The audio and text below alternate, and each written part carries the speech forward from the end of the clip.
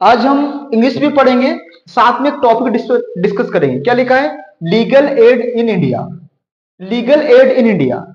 India में क्या होता है कि बहुत सारे से जो विक्टिम्स होते हैं, जो उनके पास में पैसा नहीं होता है, तो वो अच्छे लॉयर को हायर नहीं कर पाते हैं, क्योंकि वकील को भी पैसा देना पड़ता है। तो उसके लिए गवर्नमेंट स्कीम निकाली है कि अगर मान लो कोई ऐसा विक्टिम पर्सन है जो वकील को अफोर्ड नहीं कर सकता है, उनके लिए फिर गवर्नमेंट सपोर्ट करता है उनको। तो उसी टॉपिक को लेकर हम डिस्कस करेंगे। तो सबसे पहले क्या लिखा है? Why in the news. News में क्यों है बेटा? Recently the legal services authorities act 1987 which was implemented on November 19 okay November 9 1995 and annually observed as a National Legal Services Day, completed 30 years of its implementation। जब ये act implement हुआ था, तो इसके 30 साल कंप्लीट हो गए हैं, इसलिए न्यूज में है। ओके स्टूडेंट्स, तो दोबारा फिर से पढ़ो। Recently the legal services authorities act 1987 which was implemented on November 9 1995 and annually observed as a National Legal Services Day, completed 30 years of its implementation। Okay, journey of legal aid in India. उसकी journey पढ़ते, उसका यात्रा कैसे की उसने, है ना। सबसे पहले 1949 में बॉम्बे गवर्नमेंट कमिटी बनी है। emphasized the government's duty to provide free legal aid, example coverage for court fees and lawyer fees etc। ठीक है, तो सबसे पहले 1949 में बॉम्बे गवर्नमेंट कमेटी बनी। उसने एम्फेसाइज जोर दिया कि गवर्नमेंट का ड्यूटी है कि वो प्रोवाइड करे फ्री लीगल एड। ठीक है, उसमें एग्जाम्पल के लिए क्या क्या कवरेज किया, जैसे कि कोर्ट का फीस और लॉयर का फीस, क्योंकि बहुत सारे से गरीब लोग होते हैं, किसी जुल्म में फंस जाते हैं या फिर किसी बाय मिस्टेक क्राइम हो जाता है ना। तो उससे क्या होता है कि उनको बिना पैसे के वकील भी काम नहीं करेगा और कोर्ट को भी कहीं ना कहीं फीस देना पड़ता है, तो उसके लिए गवर्नमेंट सपोर्ट करता है। ओके, फिर second 1958 14th law commission report आया। उसने किस पे जोर दिया बेटा? Emphasize free legal aid was state's obligation. फिर उसने जो 1958 में जो आया कमीशन, जो उसने क्या रिपोर्ट बोला कि जो ऑब्लिगेशन जो देगा वो स्टेट गवर्नमेंट देगा। ठीक है, national conference on legal aid 1970 and expert committee report 1973 chaired by V.R. Krishna Iyer, okay, advocated for statutory basis for legal aid. Okay, फिर उसके बाद बात करते हैं 1976 legal aid was formalised under the constitution with the insertion of article 39A। फिर इसको article में 39 में उसको बीच में जगह दी गई है ना। फिर उसके बाद पढ़ते बेटा 1980 the committee for implementing legal aid schemes was established under Justice P N Bhagwati to manage legal aid programmes nationwide. 1987 legal services authorities act 1987 was enacted. Okay students, ये 1987 में इसको इनेक्टेड किया गया है। अब इसमें देख सकते हो कि constitutional provisions for legal aid. अब कौन कौन से लीगल एड्स कॉन्स्टिट्यूशनल प्रोविजंस है? पहला है article 39A inserted by the 42nd amendment 1976 mandates the state to secure free legal aid।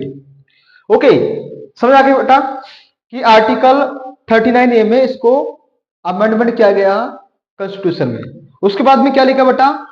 Article 21 right to free legal aid, अपना राइट है as a fundamental right implicit in the right to life and personal liberty. ये आप सभी को पता है कि right to life and personal liberty क्या होता है, तो ये आर्टिकल 21 में दिया रहेगा। Okay, article 22 first sub clause first में आएगा या सिंगल बोल सकते हो आप। उसमें क्या लिखा बेटा? Guarantees the right of an arrested person to consult and be defended by legal practitioners practitioner of his or her choice. Okay, Article 14 क्या बोलता है? Ensures no person is denied equality before the law and equal protection of laws within India. Okay students, तो इसके बारे में अपन study करते हैं. ये कुछ प्रोविजंस थे, है ना, about legal services act 1987. The act established as a three-tier system to provide free and competent legal services. Okay students, आप सभी को पता है कि competent मींस क्या होता है बेटा? ओके, वापस आजा. हाँ वापस आ गया, ठीक है. तो आप सभी को पता है कि competent मींस क्या होता है, आपको समझना चाहिए. ओके, फिर एक नालसा एक्ट आया, इसको बोलते हैं national legal services authority. NALSA headed by chief justice of India. Okay, फिर एक है salsa, state legal services authorities headed by chief justice of high court and district legal services authorities DALSA, है ना, headed by district जज. Okay, तो ये तीन प्रकार के लीगल सर्विस एक्ट 1987 ने, है ना, प्रोवाइड किया free and competent legal services. Okay, एक तो चीफ जस्टिस ऑफ इंडिया के कंट्रोल में है, chief justice of high court के कंट्रोल में है, और एक है भैया हेडेड बाय डिस्ट्रिक्ट जज के अंदर में. Okay, person eligible for getting free legal services, किस किस को फ्री लीगल सर्विस मिल सकता है, इसके बारे में डिस्कस करेंगे. क्या लिखा है? SC ST members, women and children victims of trafficking और disasters, the mentally ill or disabled, industrial workmen, persons in custody, and those with income below the prescribed limit below 5 lakh for Supreme Court cases.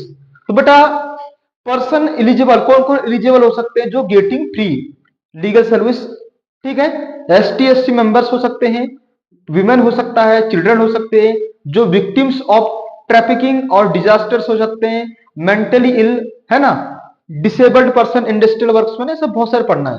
Okay, second में क्या लिखा बेटा? States can be decide the threshold for eligibility under the act which varies from 1 lakh to 3 lakh.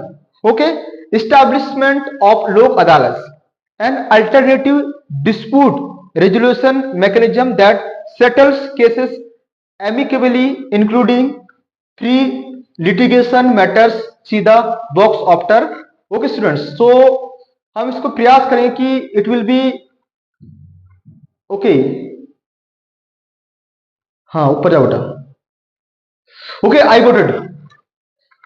Okay, अब पढ़ेंगे बेटा role of NALSA का role क्या है. Policy and scheme development. NALSA lays down policies and frames schemes for legal services implementation, victim compensation through the schemes like compensation scheme for women victims and survivors of the sexual assault other crimes. NALSA aims to provide compensation and support to women who are victims, survivors of the sexual assault or other crimes. तो students, तो कौन कौन role of NALSA का role क्या क्या है उसके बारे में आप पढ़ सकते हैं. Okay students, are you getting my point? If you really develop your reading skills, okay, listening skills, so you can listen my videos and you can watch my videos. Okay students, are you getting my point? Okay, capacity building, you know, it mandates standardized selection process for lawyers and develops training modules for legal services lawyers and paralegal volunteers. Prison legal aid oversees the functions of jail legal aid clinics in almost all prisons. Okay students, okay, note karo, free legal services also includes providing aid and advice to help beneficiaries access welfare schemes of the central and state government and ensure their overall access to justice. हर किसी को justice चाहिए. I want justice, you want justice, everybody wants justice.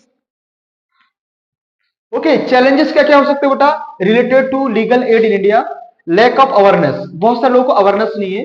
And legal literacy, only 15% of rural residents are aware of this free legal services. NALSA, है ना, report 2022. है ना। ऐसे कुछ 15% ही ऐसे रूरल रेसिडेंट्स जो इसका बारे में पता है, उसका नालसा क्या होता है।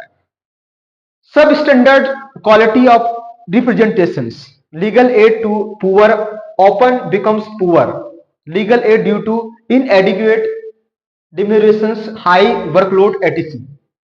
Underfunding, department related parliamentary committee report 2024 flagged India's per capita free legal aid spend critically low, 0.75 per capita annually. Digital dividend क्या हो सकता है बेटा? while tech programs like telelaw exist, their effectiveness is limited in rural areas due to low digital literacy and inadequate digital infrastructure. Okay students, example, only 33% of rural India has access to the internet compared to 67% in urban area. Okay students, limited physical outreach, one lawyer for every 10,000 people in rural India, one for every one, okay, 10,000, but 1,000 in urban area, totally low available in rural area. Okay, conclusion पढ़ सकते बेटा। A stronger legal aid system requires better public awareness, improved quality of counsel, and enhanced institutional capacity using technology, empowering PLBs, and adopting needs-based approaching for voluntary groups can be greatly improve access to justice. लोक अदालत की बात कर रहे बेटा। लोक अदालत is ना ADR, alternate dispute resolution forum that settles pending or pre-litigation cases, reducing judicial pendency. First held in Gujarat 1982, given statutory status under the Legal Services Authorities Act 1987, which was amended in 2002, establish permanent लोक अदालत. Okay students, you can discuss about लोक अदालत. Okay आप सभी को पता है कि अपने बैतूल में बहुत सारे लोक अदालत बैठे, तो लोकल बहुत सारे जो डिस्प्यूट्स होते हैं, प्रॉब्लम्स होते हैं, उनको सोल्व करने के लिए अपन लोक अदालत में बुलाते हैं. ओके मैं भी खुद गया था लोक अदालत में. Okay there are 3 types of Lok Adalat, you know. State Lok Adalat created organized as per local conditions and needs. National Lok Adalat conducted quarterly for settlements in all courts in one day. Okay, permanent Lok Adalat, permanent establishments in most districts to provide compulsory free litigation mechanism for dispute related to public utility services. Okay, handles compoundable criminal other disputes, example labor disputes, non-compoundable offences where settlements is not possible are excluded. India's legal aid systems has reached 44.22 lakh people and resolved 23.58 crore cases through Lok Adalats. Okay, awards are finally and binding with no appeal. Okay, इसमें जो भी अगर decision होता है तो वो final होता है, उसको आगे अपन कोई अपील